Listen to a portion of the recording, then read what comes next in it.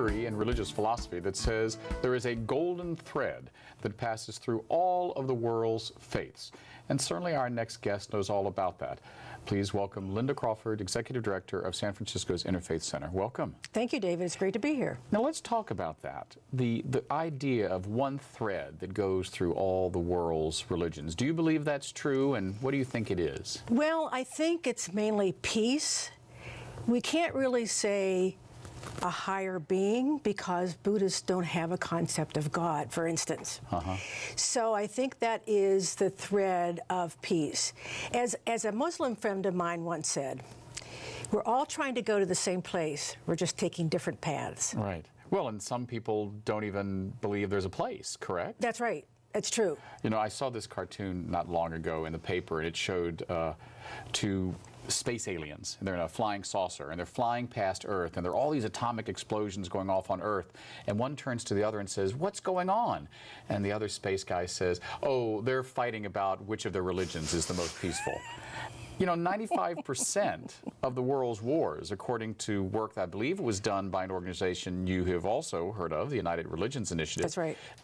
It said that 95% of all the wars on Earth are fought in the name of someone's God.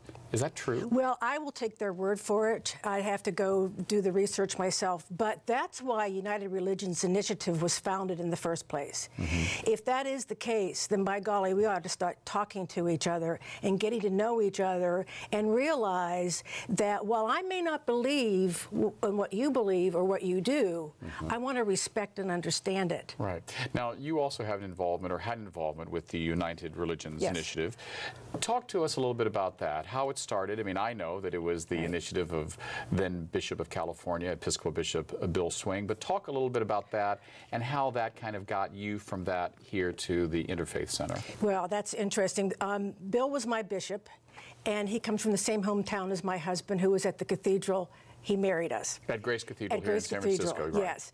And I had been involved or attended interfaith services at Grace Cathedral, and I loved the idea of inclusiveness. And so when Bill founded the United Religions Initiative, along with other movers and shakers in the interfaith world, it just resonated with me. I did some volunteer work with them, but I sort of came into this back door when a friend of mine was searching for a capital campaign director for the Interfaith Center. And I said, "Oh, that sounds like a good idea," and here I am. Right. Now, the Interfaith Center is a physical place within the Presidio. Talk to me a little bit about that history of that place and the work you do. And then I want to talk a little bit about an exhibit that is very intricately, of course, connected with the center. Right. The Presidio Chapel, or the main post chapel, was built in 1931 when the chapel near the Officers Club became crowded. So the Protestant, which was mainly Episcopalian, and the Jewish congregations moved to the new chapel. So the U.S. military has always built interfaith chapels, predominantly and historically for Catholic, Protestant, and Jewish soldiers and their families. Now, they probably did not worship together, but they shared the space together. So the Interfaith Center was founded to continue that interfaith focus, but in a much more diverse and pluralistic society that we have now.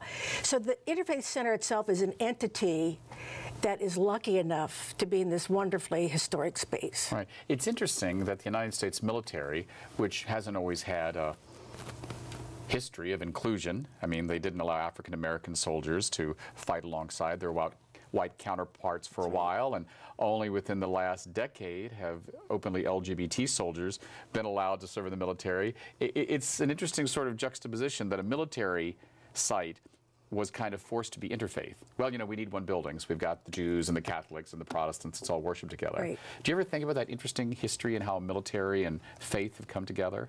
Well, you know, when I think of like Fred McDonald and other chaplains in the service, they've had to find places to hold worship services, whether it's on a ship, a foreign country, here on our own shores. And some chaplains have had to do double duty or multiple duty in serving the spiritual needs of the military. Yeah, you've probably seen that movie, as we all have many times, Patton. Yes. And there's George C. Scott playing the general, and he's hoping for good weather the next day. So he calls in the chaplain and he says, "Write me a prayer for good weather." And the chaplain says, well, you mean you want me to write a prayer so you can kill people? He said, well, yeah, but they're Germans. He's like, well, they're still people. And I've always thought that was an amazing scene, because there's a soldier, but he's also a chaplain. So he's being asked to serve two masters.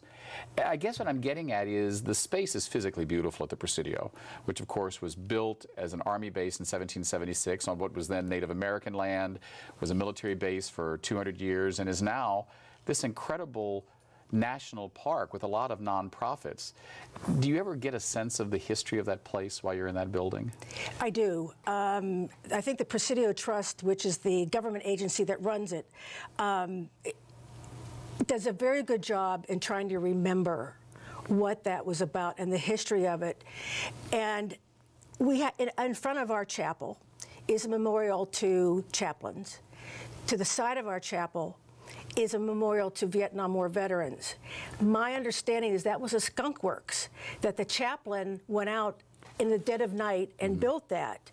It was the first Vietnam War memorial on a military installation in this country. Well, of course, it's very moving, because a lot of people now don't even realize that the Presidio, what was then Letterman Hospital, was the place where really horribly wounded people in the Vietnam War theater, they would fly them to Hawaii, but then they would get here to Letterman. So, within hours of being on the battlefields of Vietnam, they were taken care of in the Presidio. Really something. Well, something I want to talk about that really is about the confluence of faith and the military is this incredible book, which is based on an exhibition called Remembered Light, Glass Fragments from World War II. And I was at the Interfaith Center a few weeks ago when we met and chatted, and I was really moved by this concept and book.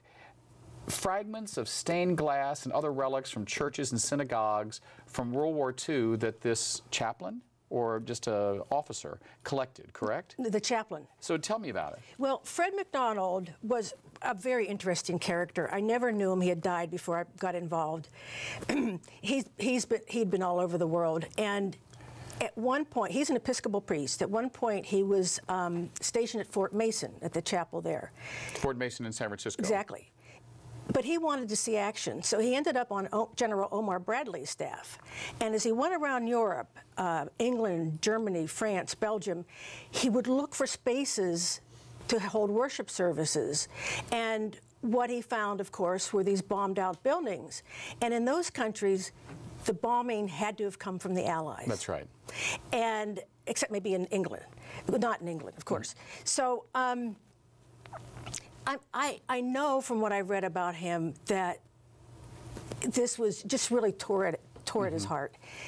He felt compelled to pick up shards of broken stained glass, and he put them in an envelope, one for each site, and he brought them home. And for 55 years after he went traveling around the world and ended up at St. Luke's Episcopal Church on Van Ness, they sat in a shoebox.